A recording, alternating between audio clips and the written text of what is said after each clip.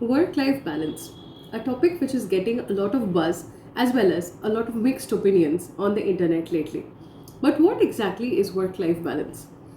Hi, I'm Pubali. I'm a psychiatrist, and as someone who has been in the medical field for more than 13 years now, I can tell you one thing, that doctors can teach you a lot about work life balance because we've actually been through such a lot of different times in our lives where work life balance has looked very different in different times. If you are someone in a corporate 9 to 5, or you're someone who is doing freelance work and does not have any weekends off, this video is definitely for you to find out and figure out what exactly is work life balance. So I'll start with the main motto that my video is going to be about in the beginning and not make you waste your precious time. With that being said, that work life balance is different for everyone, and work and life also mean two different things to every person. Now, let me take you back 10 years ago when I was doing the early parts of my residency as well as doing my internship and junior residency phase. So, in that time, work life balance meant for us to get one weekday off, maybe at the end of 48 or 36 hours, or doing back to back 24-hour shifts and getting a weekend off. Sometimes it meant working on the weekends for 24 hours and meant having one day off in the middle of the week where we could do anything we wanted. Most of the times, those one days were spent in just sleeping and relaxing because of the toll the hectic week took on us. Work life balance now, in my 30s, as someone who has her own practice, looks very different. I mostly work a lot on the weekends, and my Monday mornings are pretty chill. So, now it comes to what work life balance means in different stages. Whether you're single, you're married, you're living with your family, if you're staying in a group in a hostel situation, work life balance is going to look very different for each person. You may be getting months where you are working for weekends, and then you may get some time when you're getting the weekends off. A lot of my patients also tell me that they work in night shifts and they get the whole days off. So work life balance depends actually depending on your work hours, the quantity of work, the type of work, and so much more. When we talk about work life balance, we assume the stereotype that weekends are not supposed to be working. But if you talk to most of the doctors, and I talk to my friend circle about this as well, we are working on the weekends, and some of us are doing it very happily. I can tell you myself, I mostly don't take weekends off, and I love to work on the weekends because that is when I feel most energetic and active, and I can give my patients the best of my time. So, work life balance for me now in the last 1 2 years has become about working more on the weekends, and I'm okay with it. That doesn't really take away from life. So, work life balance again, when we are talking about this topic, it is important to know that we don't define work life balance based on just one particular way of viewing life. Life also means very different things to different people. So, some people are morning persons. They can wake up very early in the morning at 5 a.m., 6 a.m., and do elaborate 2 hour morning routines. Then, if they have to go to work, they are actually very settled and relaxed before they start their workday. So, technically, they have a better work life balance than someone who wakes up at 9 a.m. and rushes to office in 10 minutes. So, when we talk again about work life balance, it's important that we talk about your lifestyle. What time do you wake up? What time do you go to sleep? Do you have any comorbid health conditions? I think it's very important to know that when you're feeling tired, fatigued, having loss of energy, feeling like you're not performing as your 100%, then even the smallest tasks can seem very stressful. And I have had patients who tell me that even after their official work day ends, they are still worrying about next day's work. They are not able to reset their mind, they are not able to switch off their mind so that they can enjoy some family time or solo time.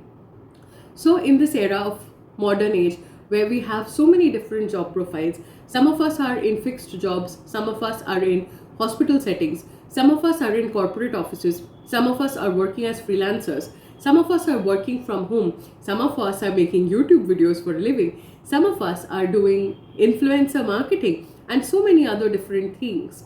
So, work life balance also, to put it under one generic criteria that okay, you have to work from 9 to 5 and you get your weekends off, does not really apply much to our generation.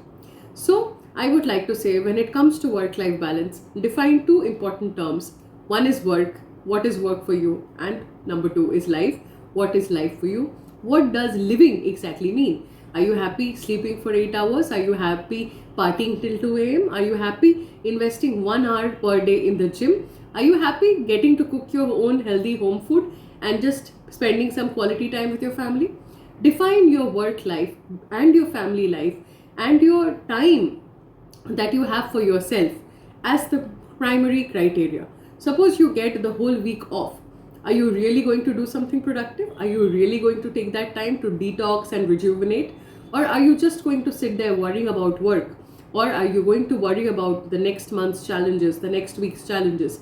In that situation, your complete time that you got as off completely gets used up by this unnecessary overthinking and negative thinking, which as a result affects your productivity in the workplace as well as your relaxation time at home. So, when we are talking about work life balance, let us first define what living really means to us. Do you like traveling a lot? Do you like some quiet time at home, watching your favorite web series or watching some recreational YouTube videos? Or are you someone who actively plays sports or engages in outdoor activities that can be performed only at particular timings? So you like to go for a morning walk, or you like to go for an evening walk, or you play cricket with the boys on the weekends. So what exactly is work-life balance? Define what the life part or the living part actually means for you. Because if you get a lot of free time and you're not really living, you won't really be happy. But instead, if you get 1 hour per day, you will see that you're probably utilizing it more. So for those of you in hectic job fields and you feel like you don't have any time for yourself, do consider making a list of the things that you want to get more of. Do you want to paint pictures again? Do you want to read a book? Do you want to spend time with your children? Do you want to go out for a walk? What are the things that you actually want to do? And just get those done, no matter how much time you have or how much of a time crunch you have. Because at the end of the day, if you are doing these things, ticking them off, you will have a better life satisfaction, better happiness rating, rather than just having more time on your hands but not being fulfilled when you're active. Work-life balance is now getting a lot of bad reputation also when we are considering that some people are putting in a lot of work hours. But when it comes to work hours also, think about the productivity. Does your job require you to sit at a desk for 6 hours, 8 hours a day?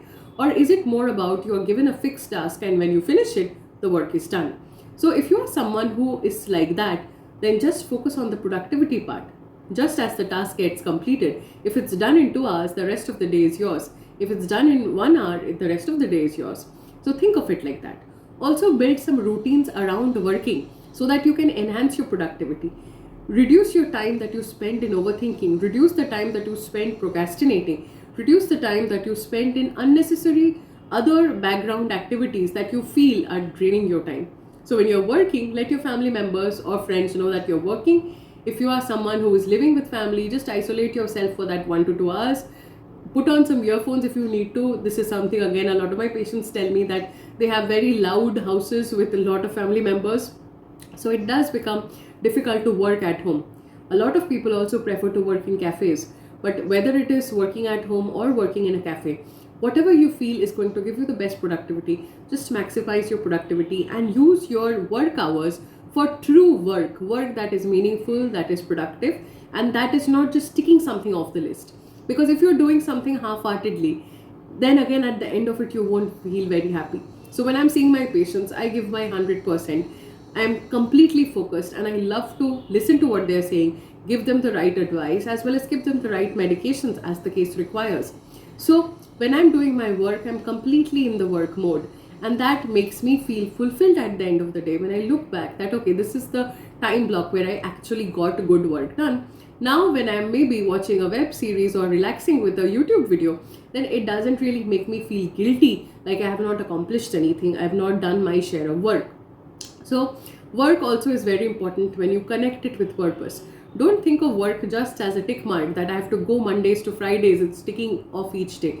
What does the work mean to you? Why are you in this role? Why are you in this organization? Why are you in this profession? What exactly are you trying to achieve in your life? If you had just 1 more year left to work, how would you work? If you had 1 more day to live, how would you live? And I think these are some questions, even though they seem philosophical, if you give them a thought, if you just make some diary entries about them, if you practice journaling, or just sit down with yourself and think about the answers, you will actually find a purpose, and that makes work much more meaningful. Also, when I say that it is very important that our body learns to go into on modes and off modes. So, the on mode or the working and active mode is actually the mode where we would be enjoying a lot of energy, motivation, productivity, and we will be at our highest peak performance.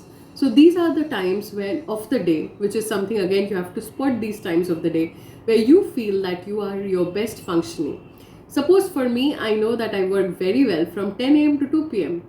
I also work very well from around 6 p.m. to 9 p.m. So these can be good productive modes for me. So these are things that I have learned through years of my studying, years of my experience in working in different sectors. I've worked in government hospitals, I've worked as a psychiatrist, I've worked as medical doctor in my MBBS, as well as now I'm doing my own practice, which again is more flexible and has more variable work hours. Some days are super busy and some days are very mild, and I can take them technically as my rest day. Now coming to the off day. Off day or the off mode of work is basically the hours when your mind or brain switches off from work, and this is very important for you to bounce back again in the next day's work. If you are not taking the off mode seriously, if you're thinking about work even after work, then what happens is your mind is not getting a break. So the people who face burnout, the people who talk about not having work-life balance, are those that are struggling mostly with the off mode. They are doing very fine in the on mode when they are in their working hours, but when they are in the off mode, there are a lot of negative questions that are coming. Whether it be like, what is the purpose of this work? Why am I in this job? I want to leave my job. I am not happy in my work life, and so on and so forth. So it's very important when you're starting to understand your work life to know why, the purpose behind it, as well as in the off mode, enjoy as much time as possible in the way that you would actually do if you had no work. So suppose you had no work to do throughout the day. How would you enjoy the whole day? Try to squeeze in a bit of that in the 2 hours or 3 hours in the evening or in the daytime whenever you get some free time. I tell my patients that an hour of self-care a day is actually a lot if you put in a lot of effort and activities into that 1 hour. In 1 hour, you can get a journaling entry done, you can do some skincare, you can choose out the outfits that you're going to wear for the next day, you can actually learn a skill, you can cook your meal, you can meal prep or do some grocery shopping or build up a grocery list that you need for the next week. So much can be done in just 1 hour if we put our time usefully to that purpose. But unfortunately, after work also, if you're seeing the notifications in the office groups, if you're constantly busy on WhatsApp or email checking if something new has come, then you're not enjoying the off mode really well. In the off mode, paint a picture, read some books, play with your kids, play with your pets, do anything that makes you feel alive. And that is where you get the sustenance to go back to office or go back to your work the next day without it feeling like a chore, without it feeling like a compulsion. So if you are someone who is in the working life, whether you're in your 20s, 30s or beyond, I just hope you've added some self-care activities to your day so that the off mode can be balanced out really well, so that you can go working tomorrow as your highest and best version. Over time, you will see a lot of results from these tiny tweaks. So do try them out and let me know in the comments below if you have tried out any of these tips.